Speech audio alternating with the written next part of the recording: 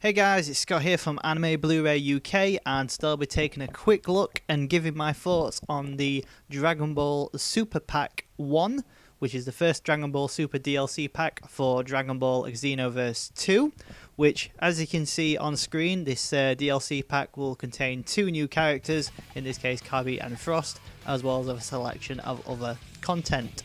So to start off with, you can see we have two brand new characters, both of which taken from the Dragon Ball Super universe, mainly the actual Universe 6 arc. So to start off with, we'll give you a tour of some of Frost's moves, which, as you probably can tell, is the Universe 6 variation of Frieza, and is, you know, one of the Frieza race type of opponents, which we've become familiar with in the Dragon Ball Xenoverse games, whereby you can create your own characters. So in some aspects, Frost's moveset is pretty much similar to Frieza's, similar type of attacks and things like that. A few other different abilities, obviously his appearance is different, but what Bandai Namco and Dimps have managed to do is bring over some of the features that you may have seen in the Dragon Ball Super anime back into the game. So, I mean, there's quite a few spoilers about what I'm going to mention now, so if you want to mute the video or mute the audio or just cancel watching the video altogether, you can do.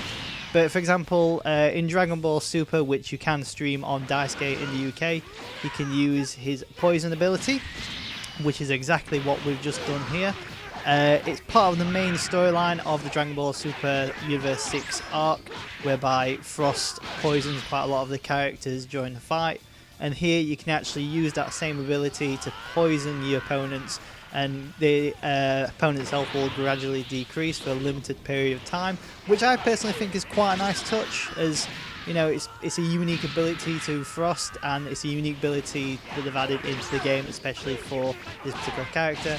And thankfully, as part of this DLC pack, that ability can be learnt and then given to your, you know, in a sense, generic character or any other character that you see fit. And as you can see, I just give you sort of an example of some of the moves that Frost has. So we've got his usual basic attacks, and then combo them with more of the sort of disappearing to travel across the actual screen, which is one of my favourite moves. It's what something I always do. And then also we've got his normal abilities and then more destructive abilities. Frost also has the ability to charge up his ki, which is obviously a nice benefit. So obviously I'm trying to finish off with a special move, which has obviously failed. But personally, Frost is quite a nice addition to the game. Yes, he does look like Frieza. He does have two different forms, but bizarrely enough, both forms look exactly the same, so I'm not sure what's different about them. Maybe the second form doesn't have the poison needle.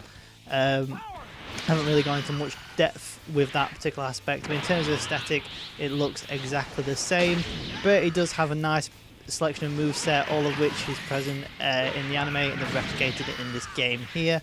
And obviously I'm trying to finish off with an ultimate attack just to give it that added flair, which, you know, there you go, that is Frost's ultimate attack.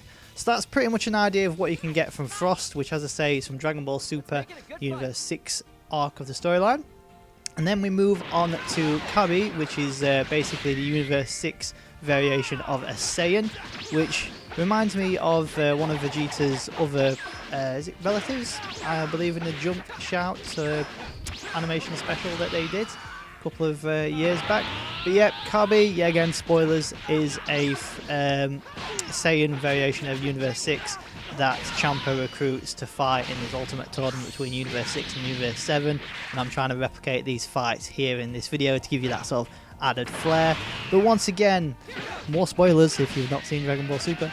The moveset that Cabba has in Dragon Ball Xenoverse 2 is pretty much exactly the same as the moveset that he did in the anime, so once again, kudos to Dimps to manage to replicate that inside the game. So for example, we can use Cabba's Super Saiyan ability, and you can freely upgrade to Super Saiyan and downgrade to non-Super Saiyan, which I think is really cool. It's one of the features that I loved about some of the older Dragon Ball games, where you had to power up to Super Saiyan and then downgrade to Super Saiyan, and it's been replicated here in this game, which, you know, I'm grateful for. In terms of moveset, then Cabba reminds me a bit like some of the other generic Saiyans with his normal moveset. Something like the younger generation, smaller, lightweight characters that can easily move around and, you know, do the ultimate damages and things like that. It's all replicated here. And as you can see with the moveset, once again, got a similar sort of moveset to what Vegeta might has. as, if spoilers again, when you're watching the anime for Dragon Ball Super, Vegeta teaches some important rules to Cabba, and you know, Cabba already knew the Gallic Gun, which made Vegeta quite shocked, and then decided to help him along his way to become a Super Saiyan.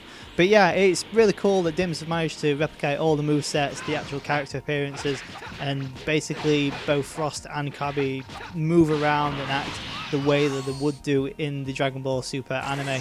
So yeah, that's really cool that they've managed to replicate that and accomplish it in this game. So that's pretty much a look at what you can expect from the two characters, both of which are pretty cool. But as well as in this first DLC pack for Dragon Ball Super, you could get a new master, which in this case is Hit, one of the ultimate foes of the Universe 6 arc.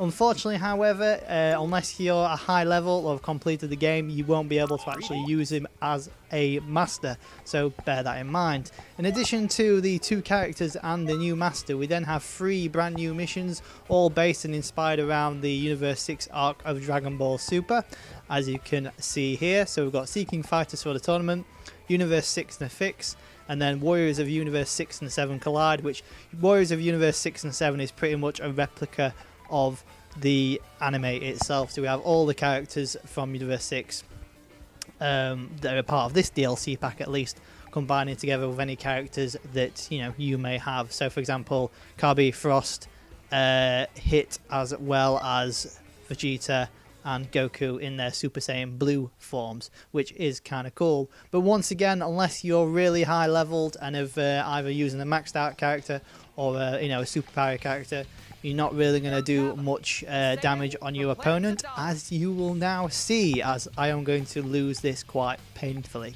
But yeah, that's pretty much what you can sort of expect from the first DLC pack for Dragon Ball Xenoverse 2.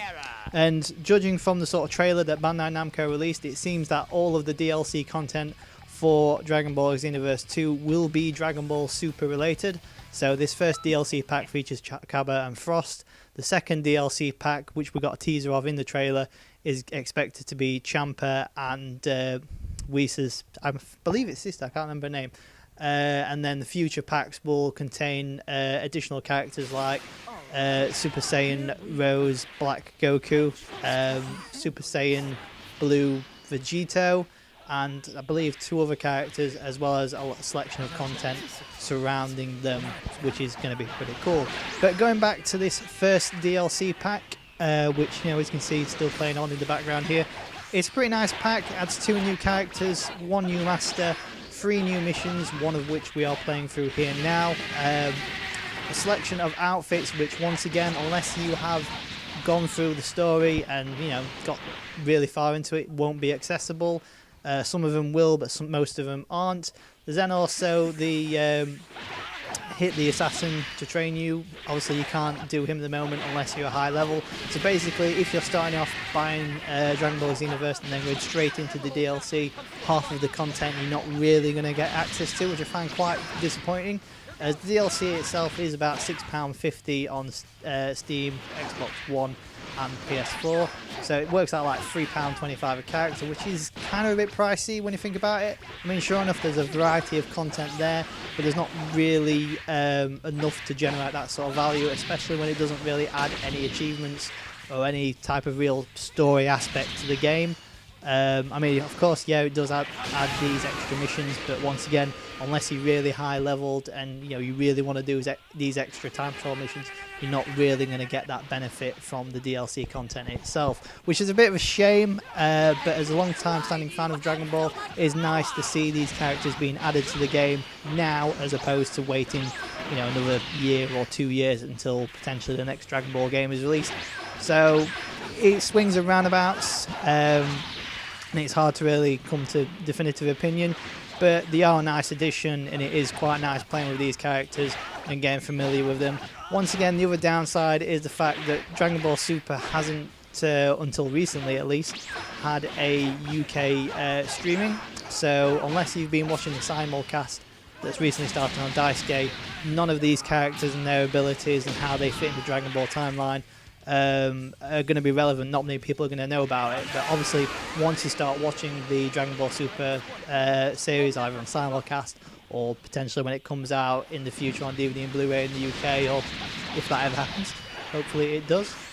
People become more familiar with these characters. So it's a bit of a shame that we're having this sort of disconnect between availability of streaming of the series to find out who these characters are, and then availability of, you know, actually being able to play them straight off in the game. So, like I say, swings and roundabouts, but on the whole, it's a pretty cool piece of DLC content, especially for those that have been enjoying the Dragon Ball Super anime and then have been enjoying this game.